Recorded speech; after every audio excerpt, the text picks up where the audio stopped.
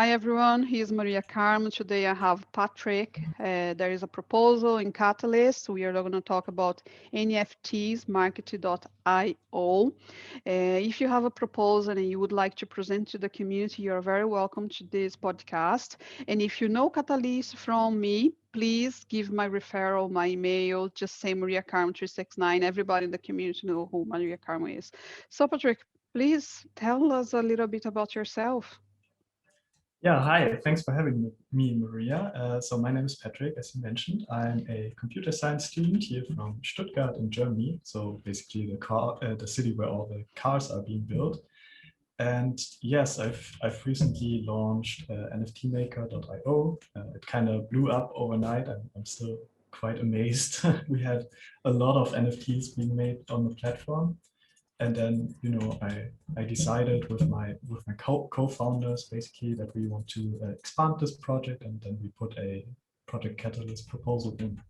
That's my story. But your story is more about it. Like, how did you get interested into Cardano? What in Cardano caught your attention? Because you're very young, you have a baby face on you. Yeah, I do. So I'm 23 years old, and I actually got interested in Cardano back in 2017. Like most people, when the whole crypto hype was going on, Bitcoin blew up, and everyone was getting interested. And then, I got into Bitcoin, I got into Ethereum, and then eventually I found out about Cardano. That was directly pretty hooked because the whole idea and the whole scientific approach is very interesting, of course. But back then in 2017, of course, nothing really existed for Cardano. So I just kept following the project for a few years, pretty much ignored it and was a pretty silent watcher. And then back last year, I got a little bit more interested, and I really thought about what you can do with Cardano and what I should do with Cardano. And then I started a stake pool, and I started thinking about what I want to develop on Cardano. I'm actually writing my bachelor thesis right now about a decentralized application using Cardano. So yeah.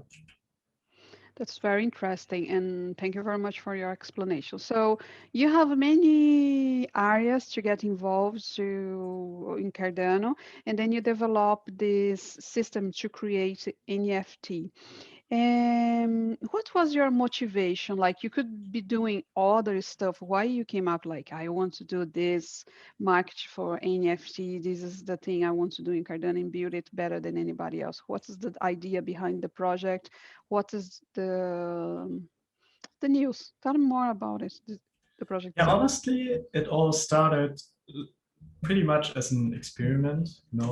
I mean, the native tokens came out. I started experimenting with them. I made some random native tokens.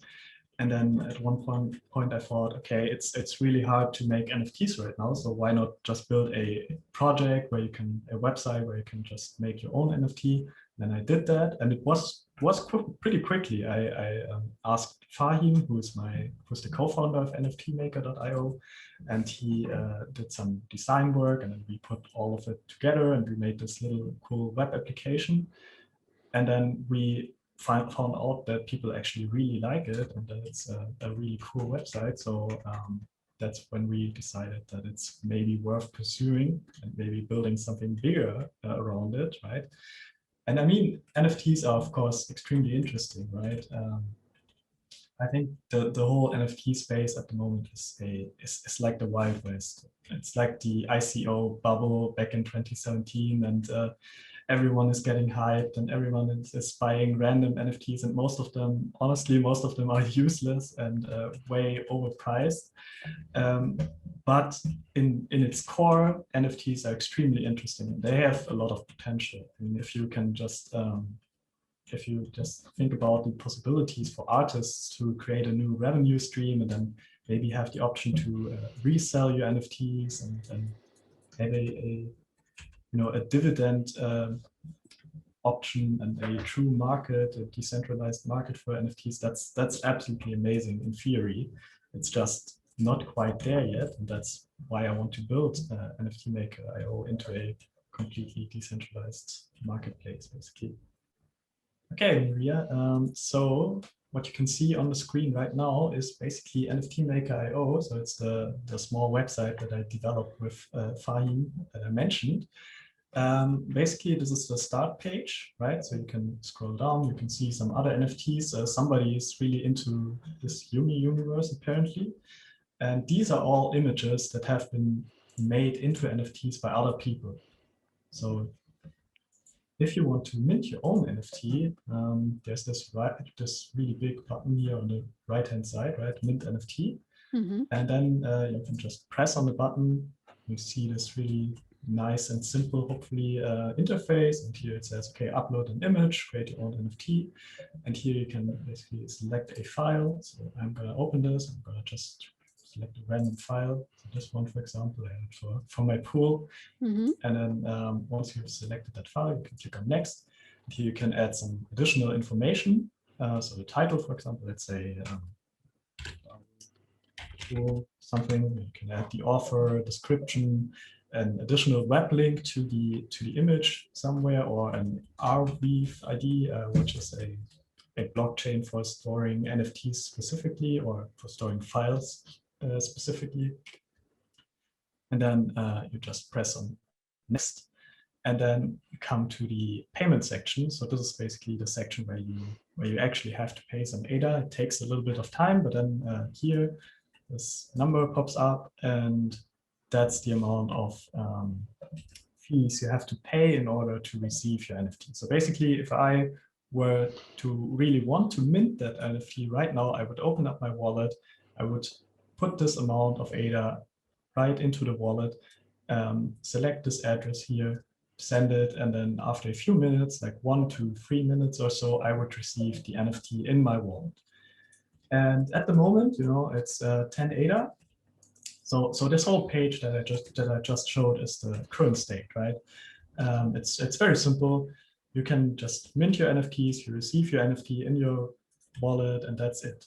And it also shows up on the front page. But what I really want to do with this Project Catalyst proposal is I want to take this whole concept of the NFT maker, which is a very simple concept, and expand it and make a truly, decentralized marketplace. So I'm going to go back to this starting page for a second. So let's say, for example, you're a user, you come to NFT Maker.io, you see some really cool NFTs. So for example, this rose here, you click on it and then you see, okay, this was created by person X, or this the title actually, but created by Lewis Thomas Studios, right? And then in the finished product after the Project Catalyst proposal, you would be able to buy this NFT right from this artist on the page. So there would be like an auction maybe, or also a direct price, so that you could buy it for a fixed price basically. Whatever fits, right? And that's the broad idea, yeah. And to do so, we of course have to change a lot of things on this page. This page is a very beta product. It's a prototype, really. The whole design isn't finished. The whole user flow and everything isn't finished. There's a lot that can be done to make this a really cool user experience. But what's really cool about this whole concept to me is that it's so simple, right? You just click on the button and in like 3 steps, you have your own NFT. And I really want to keep that. I want to keep it as simple as possible to mint your own NFT, to sell your own NFT, and to buy another person's NFT. I see. Could I ask you something? For example, you said that when you show that screen is more or less 10 ADAs, okay?